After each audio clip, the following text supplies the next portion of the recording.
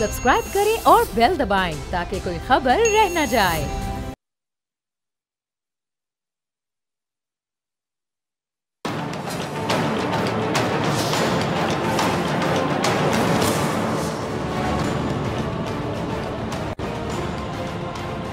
अस्सलामुअलैकुम नाज़रीन, मैं हूं डॉक्टर फ़िज़ा खान और मैं हूं पाकिस्तान। वतन अजीज़ में मनफी खबरों का जुमा बाजार जुमे के साथ साथ पूरे हफ्ते बल्कि पूरे महीने और साला साल लगा रहता है, जहां खदशों और वसवसों की ऐसी लूट सेल लगी रहती है कि गाहक के पास पैसे ना भी हों तो दुकानदार लंबे उधार पर सौदा थमा देता है। गाहक उस पर भी राजी ना हो तो फिर क्या होता है जी, दुकानदार उसे खाली हाथ जाने नहीं देता, गिफ्ट हैम्पर्स में कुछ ना कुछ डाल देता है कि ये आप लेकर चले जाएं। अच्छा, फिर क्या होता है जी, उस जुमा बाज़ार में हुकूमत और अपोजिशन की जो मुखासमत का सौदा है, ग्रैंड अपोजिशन का शरबत है, हुकूमती इदारों की महाजराई का मसाला कह लें, अदालती फैसलों पर तीखे बयानात की मिर्च कह लें, फीकी मईशत की फक्की कह लें और टैक्सों में इजाफे का नमक, 4 मौसमों का वो सौदा है जिसकी डिमांड कभी कम नहीं होती है। लेकिन आज हम एक ऐसे खरे शख्स से सियासी मार्केट का अहवाल लेंगे। अब गोई उसूल पसंदी पर कोई सवाल नहीं उठा सकता, जो पाकिस्तान के वज़ीर आज़म भी रहे हैं और ऐसे रहे हैं कि एक दिन भी वज़ीर आज़म हाउस में नहीं गुजारा। सादगी से रहते हैं, सिंप्लिसिटी से रहते हैं, जो कहना होता है साफ कह देते हैं, बेशक वो अपनी पार्टी के हवाले से ख्वाह क्यों ना हो। और मुझे इनकी चीज़ें बहुत अच्छी लगती, जब भी प्रोग्राम में तशरीफ़ लाते हैं बग़ैर किसी प्रोटोकॉल के। अक्सर होता है कि मेहमान को हम ज़ाहिर बात है हमारा मेहमान है तो हमने रिस्पेक्ट देनी है, तो हम नीचे तक छोड़ने जाते हैं तो अक्सर मना कर देते हैं कि बेटा मैं खुद चला जाऊंगा, मुझे छोड़ने ना जाएं। मेरे साथ मौजूद हैं पाकिस्तान के साबिक वज़ीर आज़म अवाम पाकिस्तान पार्टी के सरबराह शाहिद खाकान अब्बासी साहब। अब्बासी साहब, बहुत शुक्रिया ज्वाइन करने के लिए, वक्त देने के लिए। ये मैंने बिल्कुल मेरिट पे आपकी तारीफ़ें की जो आप डिजर्व कर। मैं कन्वीनर हूँ पार्टी का, हमारा कोई सरबराह नहीं है। जी, ये भी आपने बहुत प्यारी बात की, ये भी आपकी आजिज़ी है। अच्छा अब्बासी साहब, पार्टी बना ली, पार्टी का नाम बहुत प्यारा है, अवाम पाकिस्तान पार्टी, लेकिन अब अवाम में कब जा रहे हैं, जलसे कब हो रहे हैं, अवाम से राब्ता मुहिम कब शुरू की जा रही है, वो जो एक हलचल होती है वो नज़र नहीं आई अभी तक। हलचल उन सियासी जमातों की वजह से पकी पकाई आती हैं। हम ग्रास रूट से जमात बना रहे हैं, हम हर ज़िले में एक प्रेजेंस क्रिएट कर रहे हैं, अपना पैगाम लेकर सबके पास जा रहे हैं। हम कैपेसिटी अपनी बिल्ड कर रहे हैं कि जमात के अंदर कैपेसिटी हो बात करने की, इशू समझने की। और आज अल्लाह का करम है कि पाकिस्तान में एक ही जमात मुल्क के मामलात की, अवाम की तकलीफ़ की, नौजवान के मसाइल की बात करती है, उनके हल की बात करती है, वो अवाम पाकिस्तान है।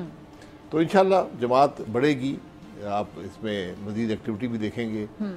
जो इलेक्टेबल्स हैं, हम बिल्कुल इलेक्टेबल होना कोई गुनाह नहीं है, लेकिन हमें हर इलेक्टेबल कबूल नहीं है। आपकी शोहरत अच्छी होनी चाहिए, इंटेग्रिटी होनी चाहिए, कैपेसिटी होनी चाहिए, तो ये मेयार हमें रखना पड़ेगा। अच्छा, आपने लास्ट टाइम में मेरे प्रोग्राम में यही बात की थी इलेक्टेबल्स के हवाले से कि हर इलेक्टेबल के लिए दरवाजे नहीं खुले हुए, तो इससे हम ये बात कंक्लूड कर सकते हैं कि बहुत से इलेक्टेबल्स दस्तक दे रहे हैं, दरवाज़ों पर आना चाह रहे हैं। नहीं, देखिए हमने बहुत से लोगों से बात की, अभी हमने सिलसिला शुरू किया है और लोग भी आपसे बात कर रहे हैं। लोग भी आते हैं, लोग भी बात करते हैं। तो हम उनसे यही कहते हैं कि हम जमात बना रहे हैं, आप हमारे साथ सफ़र में शामिल हों। ये सफ़र है, ये एक दिन का नहीं है, एक महीने का नहीं है, एक इलेक्शन का नहीं है, इंशाल्लाह चलेगा। एक सोच की बात है, जमात एक सोच पे बनती है। अभी तो आप उर्दू वाले सफ़र की किन्हीं तौर पे बात कर रहे हैं, लेकिन अक्सर वो अंग्रेजी वाला सफ़र भी बन जाते हैं। दोनों सफ़र है, वो सफ़र भी सफ़र होता है, सफरिंग। जी। तो अक्सर हमने देखे कि सियासी जमातों ने वो वाला सफ़र शुरू करके फिर वो अंग्रेजी वाले सफ़र पे लगा दिया बहुत से टैलेंटेड लोगों को। नहीं, आप देख लें कितनी जमातें बनी हैं जो ग्रास रूट से आई हैं। जो आखिरी जमात जो ग्रास रूट में से आई थी वो शायद BTI थी। उसके बाद जो जमातें बनी हैं मखसूस मकासद के लिए, कुछ मखसूस एक वक्त के लिए, और फिर वो ख़त्म हो गई। बहरहाल इंशाल्लाह ये एक जमात होगी जो पाकिस्तान के अवाम को एक अल्टरनेट, एक मुतबादिल क़यादत, मुतबादिल सोच देगी। सर, अवाम अभी यही जानना चाह रहे हैं ना, क्योंकि आपने अभी तक वो राब्ता मुहिम जिस तरह जलसे होते हैं, इवन ये जो वर्कर्स कन्वेंशन होते हैं, अभी तक इस तरह की कुछ सरगर्मियाँ नज़र नहीं आ रही। वो जारी बात है, आपको एक प्लान होगा, आप एक अच्छे वक्त का इंतज़ार कर रहे होंगे। नहीं, अभी तो 2 महीने हुए ना जमात को, जमात बनती है, यानी आने वाले 2 महीनों में एक्सपेक्ट करें। जलसे में कितने लोग आते हैं, उससे ज्यादा मीडिया के जरिए पहुंच लेते हैं। ठीक है, अब लोगों के पास जाते हैं, असल जमात तो वहाँ पर होती है। यानी सही जलसा आपका ये जहाँ से आप मुखातिब हैं अभी? यहाँ से भी मुखातिब है, अवाम ही सुन रही है ना आपको। ठीक है, ये पॉइंट भी आपका वैलिड है। अब वो जलसे जुलूस का वक्त नहीं रहा। ठीक है। अच्छा सर, आगे चलते हैं हम। ये जो अभी वक्त जो चल रहा है, अदलिया हेडलाइंस की जीनत बनी रहती है, ہر روز ہم دیکھتے ہیں کبھی ججز کے جو ریمارکس ہیں ان کے فیصلے ان پر کچھ لوگ تنقید بھی کرتے ہیں, کچھ لوگ لائن بھی کراس کر جاتے ہیں, ججز کی ذاتیات پر بھی آ جاتے ہیں. پھر ابھی یہ جو chairman P T I barrister گور صاحب انہوں نے پریکٹس اینڈ ترمیمی جو آرڈیننس اس کے خلاف سپریم کورٹ میں آئینی درخواست بھی جمع کروا دی ہے. پھر مخصوص نشستوں کا جو معاملہ ہے, ریویو پٹیشن کا معاملہ, الیکشن کمیشن کی جانب سے یہ جو عدلیہ کا ایک سیزن چل رہا ہے. اب سر یہ کل بھی میں دیکھ رہی تھی بلاول صاحب نے ایک آئینی ترمیم کے حوالے سے بھی بات کی, انہوں نے کہا کہ جی یہ ضروری بھی ہے اور مجبوری بھی ہے. ضروری تو سمجھ آتا ہے, مجبوری کا لفظ انہوں نے جو استعمال کیا ہے, شاید خان عباسی صاحب کیا سمجھتے ہیں, ضروری ہے یا مجبوری ہے, دونوں ہیں؟ مجھے نہیں پتا, سیاست میں مجبوری نہیں ہوتی. اگر آپ کو پسند نہ ہو, اگر آپ پہ دباؤ ہو تو یہ کرسیاں چھوڑ دیں, استعفیٰ دے دیں, اگر ایسی مجبوری ہے. آئین کو تباہ مت کریں. یہ جو ترامیم جو کسی نے آج تک دیکھی نہیں ہے, بلاول صاحب نے شاید دیکھی ہے تو کہتے ہیں مجبوری ہے, میں نے تو نہیں دیکھی, نہ کسی اور شخص نے دیکھی جس کو میں جانتا ہوں. اس لیے آج آئین کو تباہ مت کریں. یہ آئینی ترمیم رات کے اندھیرے میں نہیں ہوتی. آپ نے ترمیم کرنی ہے, آپ عوام کے سامنے رکھیں, اس پر ایک ڈیبیٹ ہو, پورے ملک میں ہو, اخباروں میں آئے, ٹی وی ٹاک شوز پہ آئے, اس پر پارلیمان کے اندر ڈیبیٹ ہو. اس کے بعد یہ 4-6 مہینے کا پروسیس کریں, پھر آپ کو سمجھ آئے گی کہ آئینی ترمیم کیا ہوتی ہے, اس کے مقاصد کیا ہیں. ہم نے ایک مذاق بنا لیا. آج عدلیہ ذرا اپنے گریبان میں جھانک کے سب سے پہلے دیکھے. یہ آج جو پوری کوشش ہے یہ عدلیہ کو ایگزیکٹو کے تابع کرنے کی ہے. یہ جو ترامیم کا سلسلہ آ رہا ہے, جو اخبارات میں آیا ہے, اس کا صرف ایک مقصد ہے کہ عدلیہ آزاد نہ رہ سکے ملک میں. جو ہم جج لگائیں گے وہی بنے گا, جو چیف جسٹس لگائیں گے وہی بنے گا, جو ہم فیصلہ دیں گے وہی فیصلہ ہوگا. یہ اس طرح ملک نہیں چل سکتے. آپ سوچ دیکھ لیں حکومت کی کہ ایک قانون پاس کیا سپٹمبر کے شروع میں, جو جس کا صرف واحد مقصد تھا کہ جو فیصلہ مخصوص نشستوں پر سپریم کورٹ نے دیا ہے اس کی ہر شک کی نفی کرے. اور اس میں لکھا ہوا ہے کہ یہ جو قانون ہے یہ تمام سپریم کورٹ کے فیصلوں سے یہ اس کی جو نوعیت ہے یا اس کی جو ساکھ ہے وہ اس سے بلند ہے. یعنی آپ نے کہا جی ہم سپریم کورٹ کے فیصلوں کی کوئی پرواہ نہیں کرتے, انہوں نے فیصلہ کیا, یہ لوگ قانون انہوں نے بنا دیا, اور اس کا اطلاق 4 سال 5 سال پہلے جا کر کیا. یہ کون سی سوچ ہے؟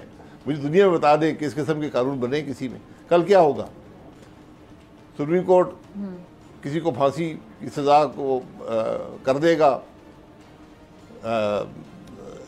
اس کو اپیل کو خارج کر دے گا, تو یہاں پر ایک قانون آ جائے گا کہ جناب اس آدمی کی سزا ختم ہو گئی. سپریم کورٹ کوئی فیصلہ کرے گا, حکومت نفی کر دے گی. کیا اس طرح ملک چل سکتا ہے؟ یہ کون سی سوچ ہے, ذرا یہ بتائیں نا. اور سپریم کورٹ کی آج حالت یہ ہے کہ وہ اپنا دفاع بھی نہیں کر سکتے. عوام کو وہ انصاف کیا دیں گے جو عدالت اپنا دفاع نہیں کر سکتی؟ آج ان کے فیصلے پر نہ حکومت عمل کرتی ہے, نہ الیکشن کمیشن عمل کرتا ہے. ہر شخص میرے اور آپ سمیت ٹی وی پر بیٹھ کر گفتگو کر رہا ہے. سر آپ پہلے بھی کیسز کی زد میں رہے, توہین عدالت کے مرتکب نہ ہو جائیں. بات نہیں, وہ میں کہہ رہا ہوں لگائیں نا, جو غلط بات کرتا ہے ان کے بارے میں, ان میں ہمت ہی نہیں رہی. آج سپریم کورٹ کی یہ حالت ہے, ان کے فیصلے امپلیمنٹ نہیں ہو رہے. تو پھر میں یہ کہتا ہوں کہ پھر جو ہٹایا گیا تھا, ذمہ دار کون ہے؟ سپریم کورٹ کی جو عادت کیا بات کر رہے ہیں, باہم بات کر رہے ہیں, آپ سابق وزیر اعظم بھی رہ چکے ہیں, ذمہ داری کس پر عائد ہوتی ہے؟ اور عدلیہ کی آزادی کے حوالے سے اکثر سوال اٹھایا جاتا ہے, عدلیہ آزاد کس دور میں تھی؟ میں بہت مؤدبانہ گزارش کے ساتھ, معزز جج صاحبان کی میں بہت عزت کرتی ہوں, سپریم کورٹ کی اور تمام کورٹس کی میں بہت عزت کرتی ہوں, لیکن میں سوال یہ پوچھنے کی ایک جسارت ہمت کر رہی ہوں کہ عدلیہ آزاد کب تھی؟ عدلیہ آزاد اس وقت تھی جب پاکستان کی چیف جسٹس کو کہا گیا تھا کہ مارشل ایڈمنسٹریٹر صاحب آپ کو بلا رہے ہیں. انہوں نے کہا تھا کہ چیف جسٹس مارشل ایڈمنسٹریٹر کے پاس نہیں جاتا. عدلیہ آزاد اس وقت تھی جب ان سے کہا گیا کہ مارشل ایڈمنسٹریٹر صاحب آپ کے پاس آئیں گے. انہوں نے کہا کہ چیف جسٹس مارشل ایڈمنسٹریٹر کو ریسیو نہیں کرتا. یہ عدلیہ پاکستان میں یہ کیفیت تھی. جب مولوی تقی الدین کیس آیا, اس کا فیصلہ دیا وہ اسی عدلیہ نے دیا تھا. لیکن یہ بدقسمتی ہے کہ اس کے بعد عدلیہ نے بہت سے ایسے فیصلے دیے جو متنازع ہیں. تو آج عدلیہ ذرا اپنے معاملات کو درست کرے. آج عدلیہ کے اندر انتشار ہے, آپس میں نبرد آزمائے ایک دوسرے کے مخالف. یہ بات پبلک چلی گئی ہے. آج عدلیہ کی حالت یہ ہے کہ جج بینچ دیکھ کر بتاتا ہے فیصلہ کیا آئے گا. کوئی ثبوت کی ضرورت نہیں ہے, کوئی کسی بحث کی ضرورت نہیں ہے, جج پہلے ہی بتا دے گا یہ جج بیٹھے ہیں یہ فیصلہ ہے. یہ بڑی بدقسمتی ہے. تو آج ہمیں سارے نظام کو دیکھنا ہوگا. آج ایگزیکٹو پارلیمان اپنا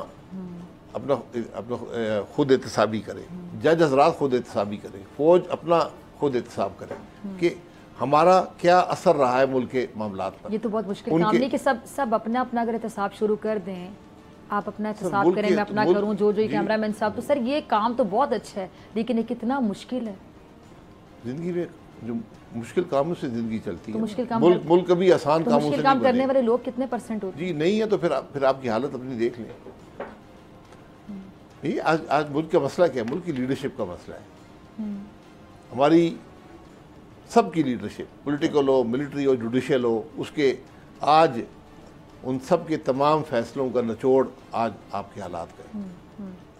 یہ آج کی بات نہیں ہے, اس حکومت کی بات نہیں ہے, اس سے پچھلی حکومت کی بات نہیں ہے, یہ سلسلہ چلا آ رہا ہے خرابیوں کا, اور اس میں جو سب آج کہیں نہ کہیں شامل انتہا کو پہنچ. اگر ہم بالکل صاف دلی سے بات کریں تو اس میں سب کہیں نہ کہیں شامل سب شامل ہے, کوئی اس سے باہر نہیں ہے. لیکن آج بجائے کسی ایک دوسرے پر الزام لگانے کے آگے کا راستہ تلاش کریں. آگے کا راستہ کیا؟ اچھا, آگے کے راستے سے مجھے یاد آئے, کل اعتزاز احسن صاحب پروگرام میں موجود تھے, اور یہ بھی جو وکلا کی تحریک ہونے جا رہی ہے, تو اعتزاز احسن صاحب چونکہ ایک سینئر سیاستدان بھی ہے, سینئر قانون دان بھی ہے, تو ان کی رائے بڑا میٹر کرتی ہے. تو انہوں نے کل پروگرام میں گفتگو کی ہے, انہوں نے کہا جو وکلا تحریک ہے یہ کتنی بڑی ہوگی, اور یہ بانی چیئرمین پی ٹی آئی بار بار مجھے کہہ رہے تھے آپ لوگ نام نہیں لے سکتے. میں نے کہا میں تو عمران خان کہہ کے بات کرتی ہوں. کہتے نہیں آپ نام نہیں. میں نے کہا میں تو عمران خان کہہ کے بات کرتی ہوں. تو عمران خان صاحب کے حوالے سے وہ کہہ رہے تھے کہ ان کے جیل سے باہر آنے کا یہ ایک راستہ بھی بن سکتی ہے, یہ تحریک اتنی بڑی تحریک ہوگی. اور کچھ دن پہلے فواد چودھری صاحب یہاں بیٹھ کے بات کہہ کے گئے میرے پروگرام میں, یہی بات جو کل اعتزاز احسن کہہ رہے تھے. ذرا کلپ ہوگا, ٹیم چلائیے گا. یہ آپ ذرا نوٹ کر لیں میری بات. ابھی جو ایکویشن نے چینج ہونا ہے وہ وکلا جب نکلے, ابھی وکلا نے نکلنا ہے اس کانسٹیٹیوشنل امینڈمنٹ پہ, اور وہ 2-3 دن میں نکلیں گے, کراچی سے لے کر خیبر تک. اور وہ ایک بہت بڑی تحریک ہونے جا رہی ہے. کس طرح یہ چینج ہوتی ہے, اس معاملے میں ہمدرد ہوں کہ آپ ایک چیف جسٹس کو اس طرح نہیں نکال سکتے, جو ہونے والا چیف جسٹس منصور علی شاہ, اور ججز کے ساتھ اس طرح کھلواڑ نہیں کر سکتے جس طرح آپ کرنا چاہتے ہیں. یہ وکلا نے ملک کو اگر بچانا ہے, اور بچانا پڑے گا, وکلا کراچی سے خیبر تک نکلیں گے, یہ وکلا اب سڑکوں پہ ہوں گے. اور آپ کہہ رہے ہیں اتنی بڑی تحریک ہوگی کہ اس تحریک کے بعد بانی chairman P T I Imran Khan صاحب جیل سے باہر آ سکتے ہیں. ہاں ہو سکتا ہے, کیوں نہیں آئے گا. ایک ہوگی تمام قیدیوں اور تمام پولیٹیکل وکٹمز کے لیے. جی تو سر یہ آپ نے سنا, وکلا تحریک بہت بڑی ہو سکتی ہے تمام قیدیوں, صرف عمران خان نہیں پولیٹیکل وکٹمز کے لیے. تو پولیٹیکل وکٹم تو آپ بھی رہ چکے ہیں ماضی میں, اور یہ اکثر ہم جب نیب کی بات کرتے ہیں, جو کیسز ہوتے ہیں, تو پہلے سے بتا دیا جاتا ہے, خواہ پی ٹی آئی کی حکومت تھی, آپ لوگوں کی حکومت رہی, جب آپ نون لیگ میں تھے, جس کی بھی حکومت رہی, تو نیب بڑا ایکٹیو جب رہا بطور ادارہ, اور جب بھی کسی کو پکڑا جاتا تھا, نہ انویسٹیگیشن کمپلیٹ ہوتی تھی, نہ ثابت کر سکتے تھے, پروسیکیوشن ویک ہوتی تھی, نہ جانے کیا کیا کمیاں ہوتی تھی. وہ بندہ بیچارہ وہاں پہ رہتا تھا, عقوبت خانہ کہہ دوں تو غلط نہیں ہوگا, بعد میں وکٹری سائن بنا کے باہر آتا تھا, کو ثابت نہیں کر سکے. لیکن پولیٹیکل وکٹیمائزیشن کے لیے استعمال ہوتا رہا ہے ایک ادارہ. آپ بھی اور تمام سینئر سیاستدان اس بارے میں اکثر کھل کر بات کرتے ہیں. پولیٹیکل وکٹیمائزیشن ہمارے ملک میں پھر ختم ہو جائے گی آگے؟ نہیں, کبھی ختم نہیں ہوگی. ہم سارے وعدہ کر کے آتے ہیں کہ ہم اس کو ختم کریں گے, نیب کے ادارے کو, اور سب اس کو مزید مضبوط کر کے جاتے ہیں. بلکہ ابھی سوری میں آپ کی بات کریں, نون لیگ کے منشور میں بھی تھا, جن کی حکومت ہے اب. نون لیگ اس دفعہ کہہ کر آئی تھی ہم پہلا کام کریں گے نیب کو ختم کریں گے, ان کے مشہور میں پہلا کام کیا کہ نیب کو مضبوط کر دیا اور مضبوط کر دیا. یہ آج کی حقیقت ہے. بہرحال ہم اسے سبق حاصل کریں. تحریکیں جو ہوتی ہیں وہ اشخاص کے لیے نہیں ہوتی, اصول کے لیے ہوتی ہیں. تو اگر آپ اصول پر رہیں گے تو کامیابی ہوگی, اگر اشخاص کی بات کریں گے تو کامیابی نہیں ہوگی. اس اصول پر چلنے سے اگر کسی شخص کو ریلیف ملتا ہے تو یہ اس کا نصیب ہے. لیکن بات یہ ہے کہ عدالتیں اگر متنازع نہیں ہوں گی, عدالتیں آزاد ہوں گی, تو پھر آپ کو ریلیف ملے گا. اس پہ پھر آپ سب اس میں شامل ہیں. ہم سب نے الٹے سیدھے جج بھی لگائے ہیں, الٹے سیدھے قانون بھی پاس کیے ہیں, الٹے سیدھے فیصلے بھی ججوں سے لیے ہیں. تو آج شکایت کرنے کی گنجائش ذرا کم ہے. تو آج سبق یہ حاصل کر لیں کہ ہم نے معاملے کو درست کرنا ہے, ہم نے مزید متنازع نہیں بننا. اچھا, آپ نے عباسی صاحب یہ چیز نوٹس کی ہوگی کہ کچھ عرصے سے ماحول ایسا بنا ہوا ہے کہ سارا جو ایک ہماری سیاست کا محور ہے وہ عدلیہ ہی بنی ہوئی ہے. پارلیمنٹ میں بہت سے فیصلے ہوتے ہیں جو پارلیمنٹ کے فلور پر ہو جانے چاہیے، لیکن ہر فیصلہ چونکہ وہ اتنا متنازع ہو جاتا ہے کہ سمجھ ہی نہیں آتی کہ یہ کیا ہو رہا ہے، تو اس کو کورٹ میں لے جایا جاتا ہے، کوئی نہ کوئی اس کو کورٹ میں لے جاتا ہے۔ اب یہ دیکھ لیں کہ جو معاملات جتنے بھی چل رہے ہیں، سارے معاملات جو ججز ہیں، ججز کے فیصلے ہیں، عدلیہ ہے، وہ اس ٹائم پہ سیاست کا ایک محور بنی ہے جو کہ بالکل نہیں ہونی چاہیے۔ میری بات سے اگری کریں گے تو ہم کس طرف جا رہے ہیں، کہ امپریشن کیا جا رہا ہے یہ؟ پھر ججز کو متنازع یا تو بنا دیا جاتا ہے، یہ تمہاری سائڈ کا جج ہے، وہ ہماری سائڈ کا جج ہے، پتہ نہیں، ہو سکتا ہے وہ جج کسی سائڈ کا نہ، وہ نیوٹرل ہی ہو، لیکن چونکہ جو فیصلہ آپ کو سمجھ آ رہا ہے اپنے مطابق، وہ میٹھا میٹھا ہپ ہپ کڑوا کڑوا تھو تھو والا معاملہ۔ ملک میں سیاست کہاں پر ہے؟ سیاست اور گالی گلوچ ہے، اسی لیے عدالت جاتے ہیں، جہاں کوئی مسئلہ پیدا تو عدالت چلے جاتے ہیں، یہ اس میں کوئی بات نہیں ہے۔ عدالت کے فیصلے کا کیا ہوتا ہے؟ عدالت کے فیصلے متنازع ہیں، کبھی وہ قانون کے مطابق ہوتے ہیں، کبھی نہیں ہوتے، کبھی ایک تشریح آتی ہے، کبھی دوسری تشریح آتی ہے آئین کی، کبھی یہ خوش ہوتا ہے، کبھی وہ ناراض ہوتا ہے، مطلب یہ تماشا لگا ہوا ہے۔ اور پھر ہم نے اب نیا ہم نے رخ اپنایا ہے، ایک نیا طریقہ اپنایا ہے کہ ہم فیصلے کو امپلیمنٹ ہی نہیں کرتے۔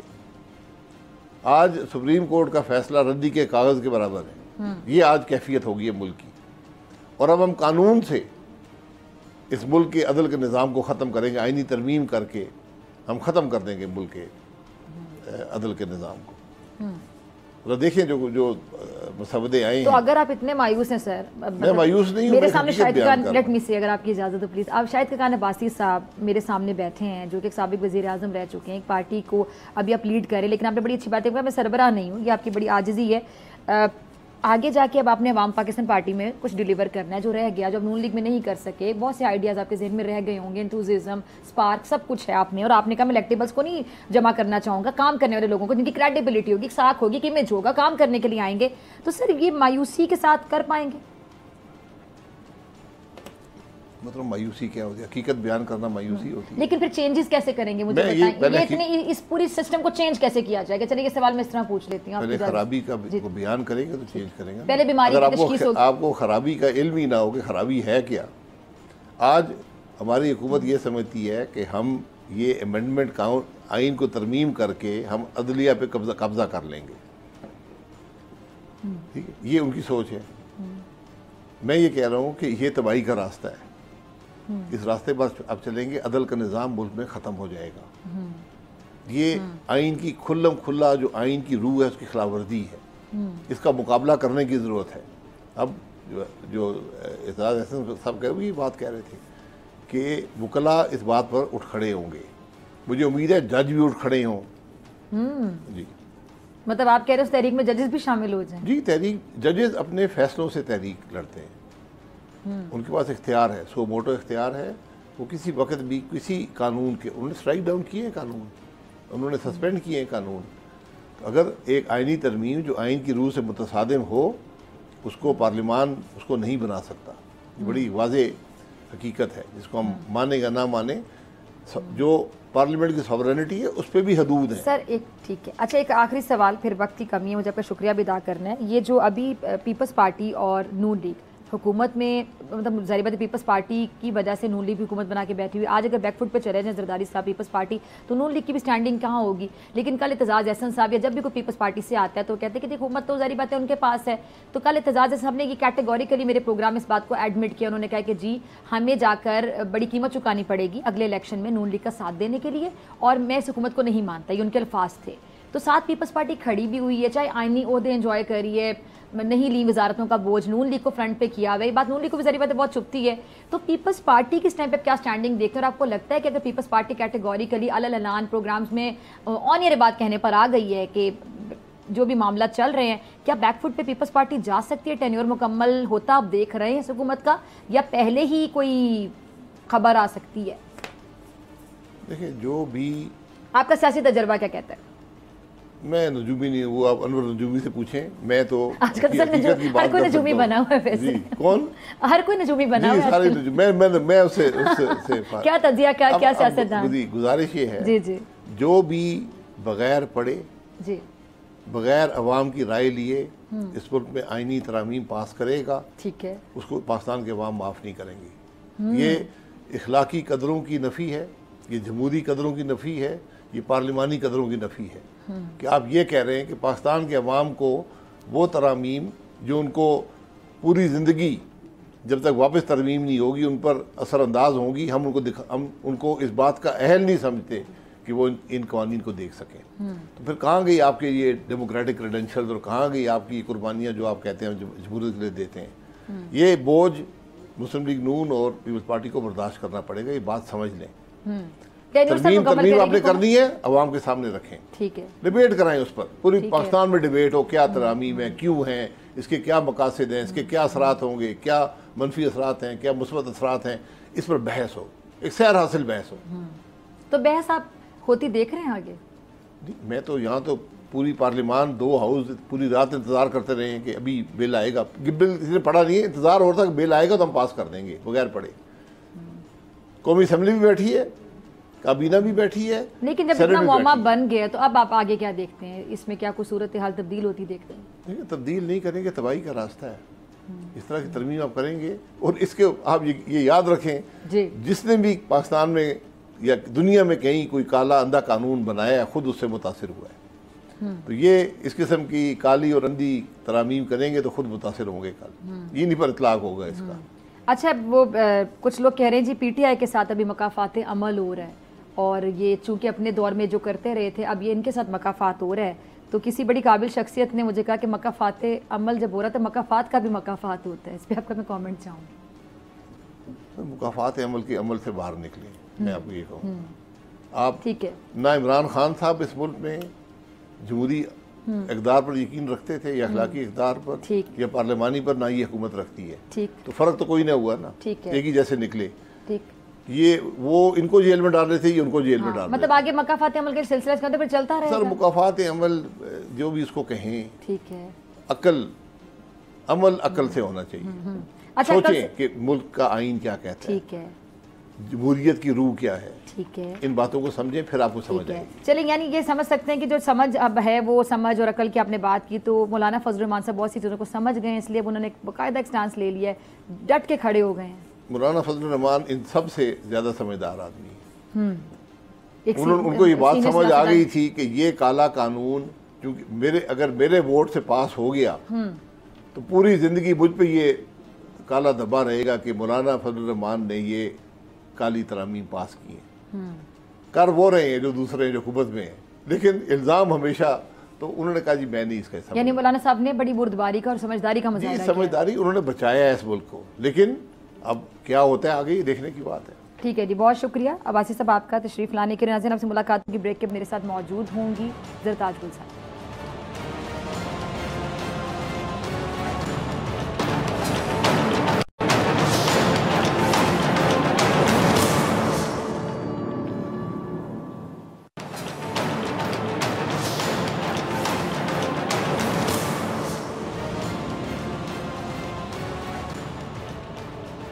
ویلکم بیک ناظرین. سرد موسم کی ہم دیکھ رہے ہیں کہ آمد ہے، موسم بدل رہا ہے، لیکن جو سیاسی درجہ حرارت ہے وہ کم ہونے کا نام نہیں لے رہا ہے. تحریک انصاف نے جلسوں کا سلسلہ شروع کر رکھا ہے. اسلام آباد اور پھر لاہور کے جلسوں کے بعد تحریک انصاف کی نظریں اب راول پنڈی پر لگی ہوئی ہیں. یہاں پہ جلسہ ہونے جا رہا ہے. اب دوسری جانب عدلیہ میں بھی ہم دیکھ رہے ہیں کہ حکومت پر ہاتھ ہلکا نہیں کیا جا رہا. ایک کے بعد ایک درخواست دائر کی جا رہی ہے اور یہ خبریں بھی آ رہی ہیں کہ ایک بار پھر وکلا سڑکوں پر ہوں گے. اور یہ چھوٹی موٹی تحریک نہیں ہوگی، یہ بہت بڑی تحریک ہوگی. اور یہاں تک سننے میں آ رہا ہے کہ ساری بھاگ دوڑ کا جو نتیجہ ہے وہ اڈیالہ جیل کا پھاٹک کھلنے کی صورت بھی ہو سکتا ہے. اس کے علاوہ موجودہ جو سیاسی صورتحال ہے اس پہ بات کرنے کے لیے میرے ساتھ اسٹوڈیوز میں موجود ہے پاکستان تحریک انصاف کے سینئر رہنما زرتاج کی تعارف کے محتاج بھی. بہت شکریہ زرتاج تشریف لانے کے لیے. زرتاج، سب سے پہلے تو میں یہی جاننا چاہوں گی کہ یہ جو مخصوص نشستوں کے حوالے سے ریویو پٹیشن میں الیکشن کمیشن چلا گیا، آپ لوگ کہاں سٹینڈ کرتے ہیں ابھی، کیا سوچ رہے ہیں، کیا دیکھ رہے ہیں؟ تھینک یو ڈاکٹر صاحبہ، thank you for inviting me. I think یہ بڑی sort of very ridiculous and very disappointing سیاست کے لیے بھی، پولیٹیکل پارٹیوں کے لیے بھی، کیونکہ جس پولیٹیکل پارٹی سب سے زیادہ ووٹ لے کر آتی ہے یہ اس کا رائٹ ہوتا ہے کہ اس کو ان کی ریزرو سیٹیں، ٹیکنوکریٹس کی سیٹیں، مائنورٹیز کی سیٹیں ان کو ملیں. اب ہماری پاکستان تحریک انصاف کی 9 مئی کے بعد فضا کسی نے ثابت کیا ہو نہ کہ ہماری خواتین نے ثابت کیا کہ وہ کمال کے ٹائگریسز ہیں. وہ خان صاحب کے ساتھ کھڑی ہیں, سڑکوں کے اوپر انہوں نے مار کھائی ہے, بدترین ان کے اوپر جو ہے وہ فستائیت ہوئی, جبر ہوا, شیلنگ ہوئی, لاٹھی چارج ہوا, چادر اور چار دیواری کو پامال کیا گیا. ابھی تک ڈاکٹر یاسمین راشد صاحبہ جیسے لوگ ہمارے جو خواتین ہیں وہ اس وقت جیلوں کے اندر ہیں, بیل تک ان کی نہیں ہو رہی. ایسے میں یہ ہمارا رائٹ تھا کہ جب 8 فروری کو 3 کروڑ کے قریب ووٹ پاکستان تحریک انصاف کو پڑا تو جو ہمارا حصہ بنتا تھا وہ ہماری ہی سیٹیں ہونی چاہیے تھیں. یہ مسئلہ آپ کے سامنے اتنا لمبا ہوتا جا رہا ہے کہ ہماری پاکستان تحریک انصاف کی مخصوص نشستوں کے اوپر مائنورٹیز کی سیٹ کے اوپر بندر بانٹ کی گئی. ابھی تک سینٹ جو ہے وہ مکمل نہیں ہے. پرائم منسٹر کا الیکشن ہو گیا, اسپیکر کا ہو گیا, چیف منسٹرز کے ہو گیا, مگر ابھی تک ہمارا جو مسئلہ ہے اس کو کوئی یعنی سالو کرنے کو تیار نہیں ہے. جب سپریم کورٹ نے ایک تشریح کر دی ہے اور یہ کہہ دیا ہے کہ پاکستان تحریک انصاف کی ہی یہ سیٹیں ہیں, پاکستان تحریک انصاف سے آپ ان کے انٹرنل معاملات جیسے ان کے مطلب انٹر پارٹی الیکشن کے اوپر اگر اعتراض ہے, جبکہ میں سمجھتی ہوں اعتراض نہیں ہونا چاہیے کیونکہ سب سے free and fair election Pakistan Tehreek Insaf میں پولیٹیکل پارٹی میں ہوتا ہے, تو آپ ان سے بلے کا نشان چھین سکتے تھے مگر آپ اس کو اس پولیٹیکل پارٹی ختم نہیں کر سکتے تھے.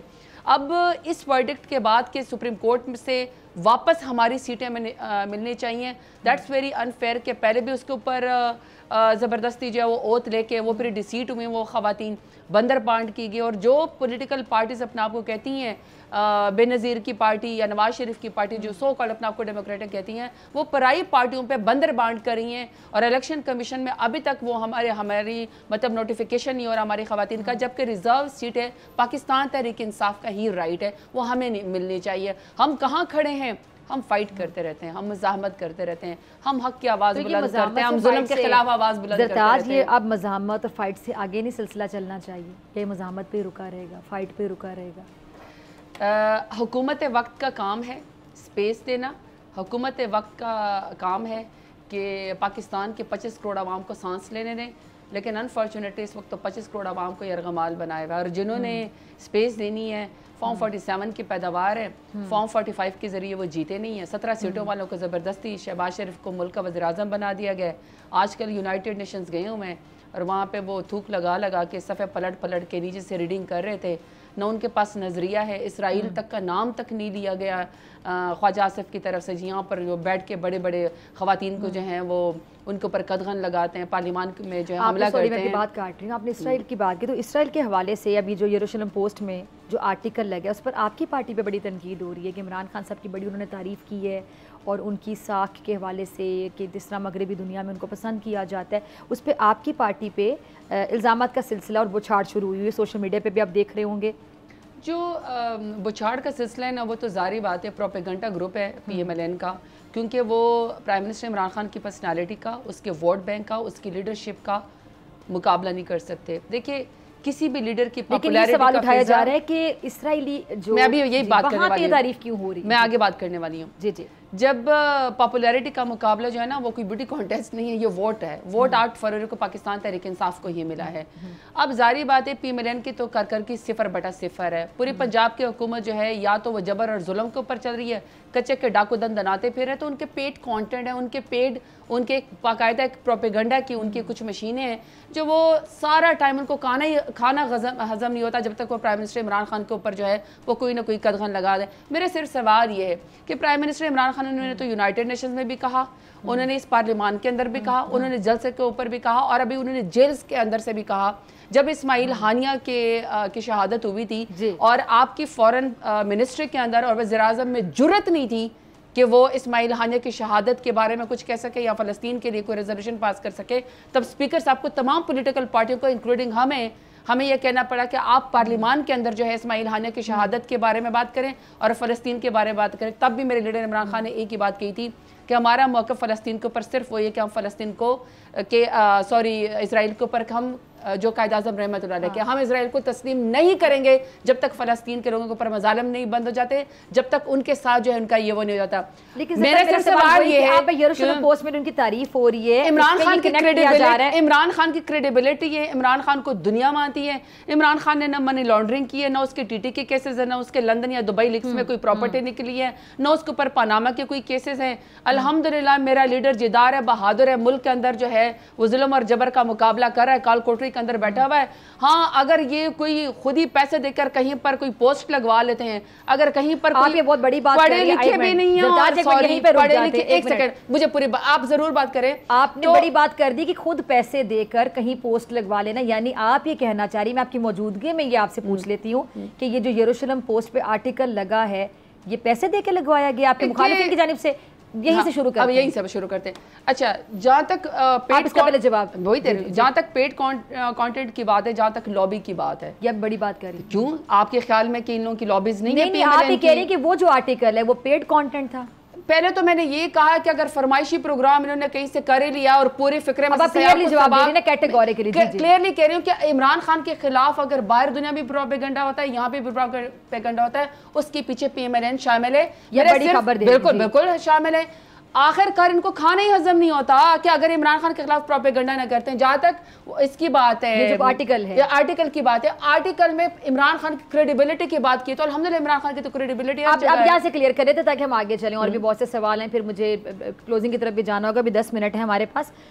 ایک تو آپ کہہ رہی ہیں کہ ان کی تعریف کی, کریڈیبلٹی کی تعریف کی, انہوں نے میرٹ پہ تعریف کی اسرائیل نے, یہ الگ بات ہے, اور پیڈ کانٹینٹ تھا کسی نے وہاں پہ لگوایا, یہ الگ بات ہے. اب آپ دو باتیں کری نا, کلیئر کر لیتے ہیں. دیکھیں یہ کوئی اتنی وہ کیا اس کو کہتے ہیں, اب یہ کوئی اتنی بڑی سائنس نہیں ہے, یہ کوئی اتنی بڑی سائنس نہیں ہے. آپ کی پارٹی اس کو پیڈ کانٹینٹ سمجھتی ہے یا میں یہ سمجھتی ہوں کہ پی ایم ایل این اگر خواتین کے اوپر قدغنہ لگاتی ہے, پی ٹی آئی کے اوپر, اگر عمران خان کی ذات کے اوپر یا ان کی بیگم صاحبہ کی ذات کے اوپر کرتی ہے, یہ سب ان کا پیڈ ہوتا ہے, اور یہ ان کی پراپر جو ہے وہ ایک پروپیگنڈا سیل ہوتا ہے جو پی ایم ایل این کرتی ہے.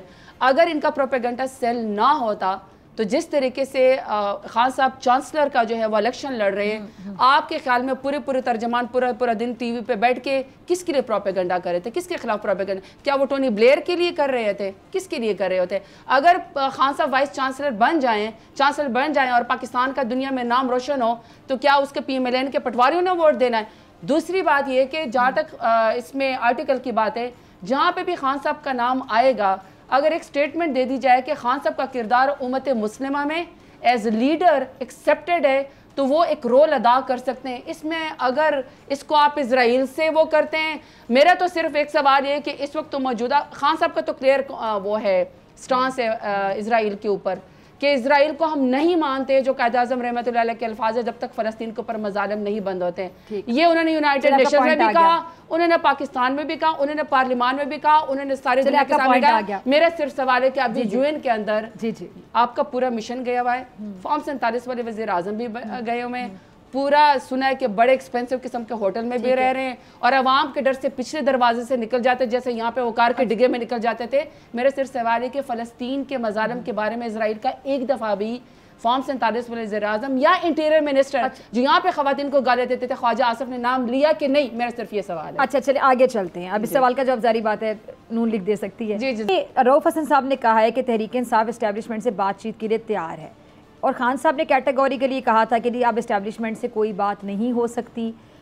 تو یہ جو رؤف حسن صاحب ہے, اس طرح کا جو بیان دے رہے ہیں, کیا یہ ذاتی حیثیت میں دے رہے ہیں یا آپ کی پارٹی بھی اس موڈ میں ہے یا اتفاق رائے رکھتی ہے اس بات پہ کہ اسٹیبلشمنٹ سے بات کرنی چاہیے؟ کیونکہ خان صاحب نے ہمیشہ یہی کہا تھا اس بیان سے پہلے کہ میں بات پولیٹیکل پارٹی سے نہیں کروں گا, کیونکہ نون لیگ کو یا حکومت کو آپ لوگ نہیں مانتے, آپ لوگ 47 کی بات کرتے ہیں, تو پھر اسٹیبلشمنٹ سے آپ لوگ بات کرنا چاہتے تھے. پھر ہم نے دیکھا کہ D G I S P R کی پریس کانفرنس میں کیٹیگوریکلی کہا گیا کہ بھئی ہم کوئی پولیٹیکل جماعتیں تو ہیں نہیں, آپ پولیٹیکل جماعتوں سے بات کریں. وہاں سے مطلب کلیئر نو کی آواز آئی. اب انہوں نے پھر خان صاحب نے کہا جی اسٹیبلشمنٹ سے بات ہو ہی نہیں سکتی. پھر یہ بات پتہ چلی کہ جی پچھلے کوئی 7-8 لوگ تھے آپ کی پارٹی کے جو رابطے میں تھے, اس کو بھی خود ایڈمٹ کیا خان صاحب نے صحافیوں سے گفتگو میں.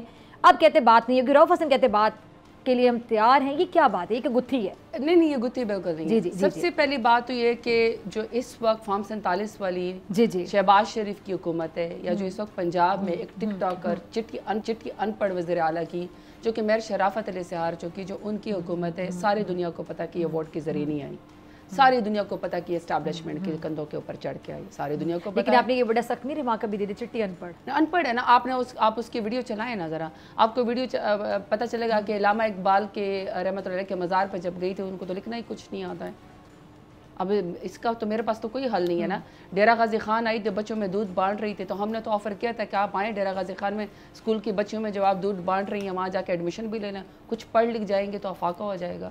اچھا اب سوال آپ کا کیا تھا کہ اسٹیبلشمنٹ سے معاملات, اب بات چیت دیکھیں کیا پاکستان میں پہلے یوں کر لیتے ہیں کہ کیا ہماری ایجنسیوں کا یا اسٹیبلشمنٹ کا کوئی پولیٹیکل ونگ نہیں ہے.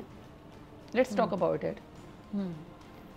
میں اور آپ نہیں ہوں گے لیکن 1975 کی جہاں تک بات ہے اگر ہسٹری کے اوپر پڑھے تو میرا خیال ہے کہ یہ بات ایک اسٹیبلش ہے کہ ذوالفقار علی بھٹو نے اپنے جب فرسٹ ٹائم وہ میرے خیال میں پرائم منسٹر بنے تھے انہوں نے اپنے دور حکومت میں پولیٹیکل ونگ بنایا تھا ایجنسی کا, ٹھیک ہے, جو پولیٹیکل انوالومنٹ تھی. بعد میں بنظیر بھٹو نے بھی پولیٹیکل انوالومنٹ کے الزامات لگائے کہ ان کی حکومت کو کس طریقے سے ٹاپل کرنے کی کوشش کی گئی. پھر بعد میں جب نواز شریف بھی آئے تو سارے دنیا کو پتہ ہے کہ وہ یا تو کار کی ڈگی میں آتے ہیں یا وہ برقع پہن کر آ جاتے ہیں یا وہ پچھلے دروازے سے آ جاتے ہیں, ساری دنیا کو یہ بات پتہ ہے, ووٹ کے ذریعے تو نہیں آتے. اب جب ہم ان سے پارلیمان میں بات کرتے ہیں تو یہ کہتے ہیں کہ ہمارے ہاتھ میں تو کچھ بھی نہیں ہے, جن کے ہاتھ میں آپ ان سے پوچھیں. آپ خواجہ آصف کو جو بڑے فن خوان یہ بات نون لیگ والے آپ لوگوں سے کہتے ہیں آپ اور چھوڑیں, آپ انٹرنل میٹنگ کو یا آپ جو پارلیمان میں ایک دوسرے کو سلام کرتے ہوئے لوگ گزرتے ہیں اس کو چھوڑیں. آپ یوں کریں کہ آپ خواجہ آصف کی اس کی کیا نام ہے ان کی رانا ثناءاللہ لوگوں کی آپ سٹیٹمنٹ نکالیں, آپ میاں جاوید لطیف صاحب کی سٹیٹمنٹ نکالیں, وہ آپ کو بتا دیں گے کہ اسٹیبلشمنٹ سے کتنے تعلقات ہیں. میں جاوید لطیف تو یہ کہتے ہیں کہ جنہوں نے ہمیں حکومت دینی تھی انہوں نے دے دی. اور ابھی جو ثانیہ 10 ستمبر ہوا جب پارلیمنٹ کے اوپر حملہ کیا گیا یوم سیاہ کے طور پر جمہوریت کے اوپر, جب اپنے کالی ترامیم کے لیے انہوں نے ہمارے الیکٹڈ ایم این ایس کو اغوا کیا تو رات کچھ میڈیا وہاں پہ موجود تھا.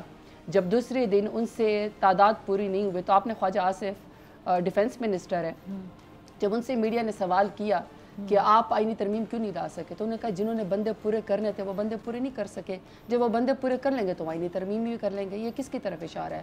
تو میرا صرف یہ مطلب ہے کہ اگر وہ کسی کے کندھے کے اوپر چڑھ کے آئے ہیں وہ کندھوں کے اوپر چڑھیں, وہ ان سے ہاتھ ملائیں, وہ کار کی ڈگی میں آئیں, وہ بوٹ پالش کریں, وہ ان کی وجہ سے یہاں پہ 17 سیٹوں والی حکومت جو ہے وہ زبردستی یہاں پہ بن جائے, وزیر اعظم بن جائے.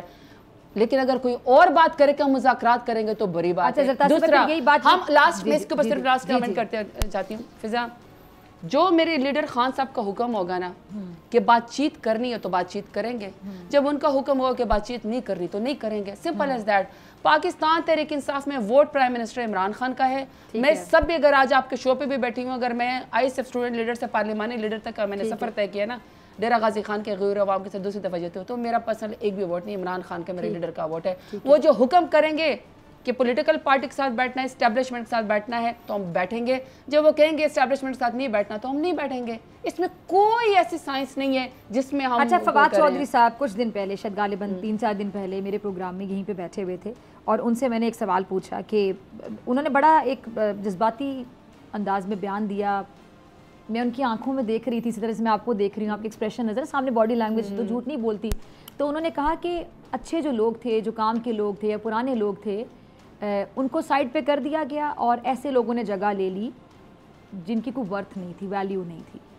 اب میں نے ان سے 2-3 لوگوں کے بارے میں نام لے کے پوچھا کیٹیگوریکلی, تو انہوں نے اپنی رائے کا کھل کر اظہار کیا. کچھ لوگوں کے بارے میں جن کا میں نے نام لیا, جن میں وکلا بھی کچھ ہو سکتے ہیں, وکلا کا انہوں نے کردار کو بھی سراہا کہ وکلا نے برے ٹائم میں پارٹی کا ساتھ دیا.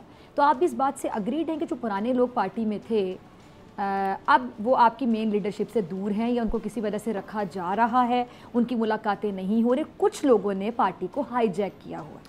اچھا, کیونکہ آپ ہمیشہ کھری بات کرتی ہیں تو میں نے کہا میں آپ سے پوچھوں کہ آپ کو کیا لگتا ہے. فواد چودھری صاحب بھی ظاہر بات ہے آخری ٹائم تک جب تک خان صاحب جیل میں نہیں گئے تھے تب تک, زمان پارک میں بھی جب لاہور میں تھے خان صاحب تب تک فواد چودھری صاحب, فاروق حبیب, یہ سب لوگ ان کے ساتھ تھے. فضا, میں اس کا فواد چودھری کے سوال کا جواب تو نہیں دے سکتی, لیکن ایک آپ کی رائے, آبزرویشن. لیکن مجھے اتنا پتا ہے کہ فواد چودھری یا بہت سارے لوگ, جتنے بھی لوگ ہیں, آپ یہ جن کے آپ نام سینئر پارٹی کے سینئر آپ نہیں بھی جانتے یا ہم نہیں جانتے, لوکل سطح پہ بھی بہت سارے ایسے لوگ ہیں جن کے اوپر بڑی تکلیف اور آزمائش آئی. تو جو کیٹیگوریکلی خان صاحب ان کے بارے میں جب وہ انشاءاللہ باہر آئیں گے, اور یہ ہے کہ خان صاحب نے باہر آنا اور انشاءاللہ دوبارہ وہ وزیر اعظم بنیں گے ووٹ کی طاقت سے, تو وہ خان صاحب ان کے لیے جو فیصلہ کریں گے وہ ہمیں قابل قبول ہوگا. لیکن فضا, میں وہ کوئی بات بتاؤں, अब आपको लगता है कि पार्टी कुछ लोगों ने हाईजैक की हुई है? नहीं, मैं फिजा एक बात कब्जा किया हुआ बकायदा पार्टी पे, खान साहब से मुलाकातें सिर्फ वो लोग कर सकते हैं। आपके सामने जरताज गुल बैठी हुई है जी, जो एक ISF स्टूडेंट लीडर थी, नॉर्थ वज़ीरिस्तान की प्रेसिडेंट थी और आज पार्लिमानी लीडर है। मुझे ये पता है कि मुश्किल वक्त में लोगों का पता चलता है। मुश्किल वक्त में फिजा हम भी माँ बाप रखते थे, हमारे भी कोई छोटे मोटे कारोबार रोज़ी रोटी थी, हमारे भी घर थे। 10-10 दफ़ा जब पुलिस आके लाते मार के हमारे दरवाजे तोड़ती होती थी, हमें भी बुरा पड़ता था। पठानों का घराना था, जो मेरे बाकी घर वाले हैं वो शरई पर्दा करते थे, अच्छा नहीं फील होता था।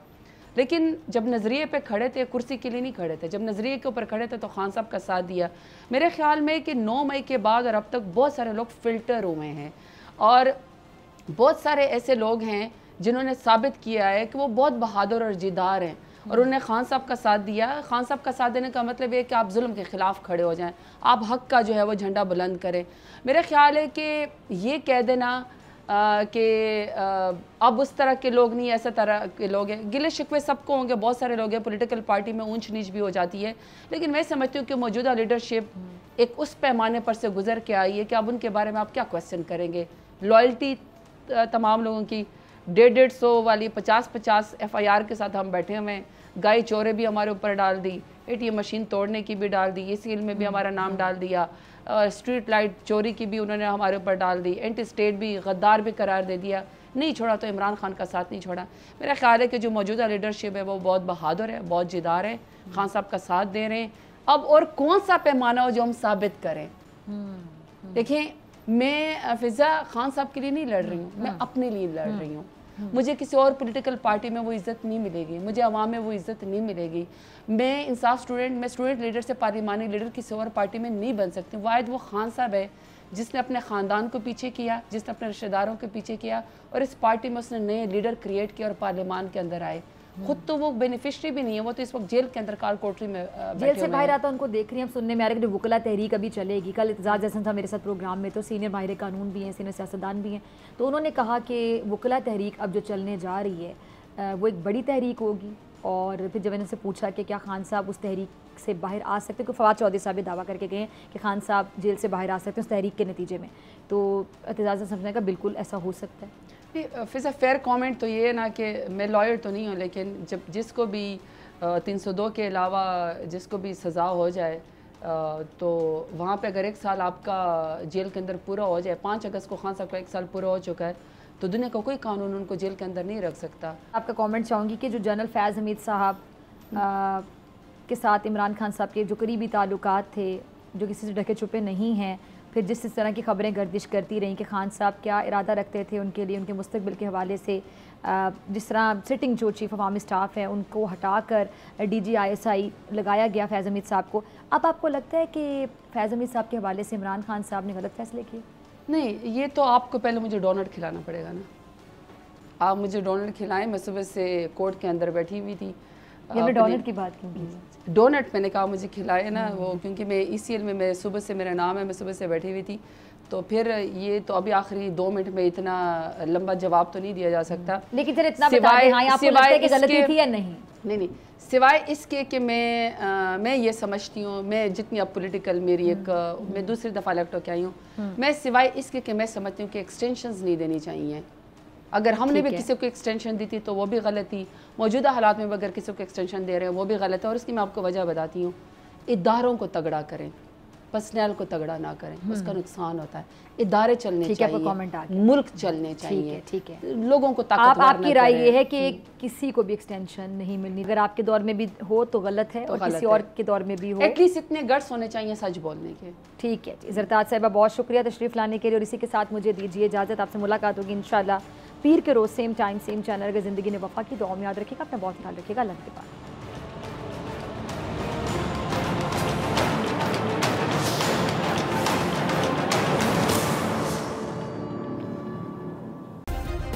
सब्सक्राइब करें और बेल दबाएं ताकि कोई खबर रह न जाए।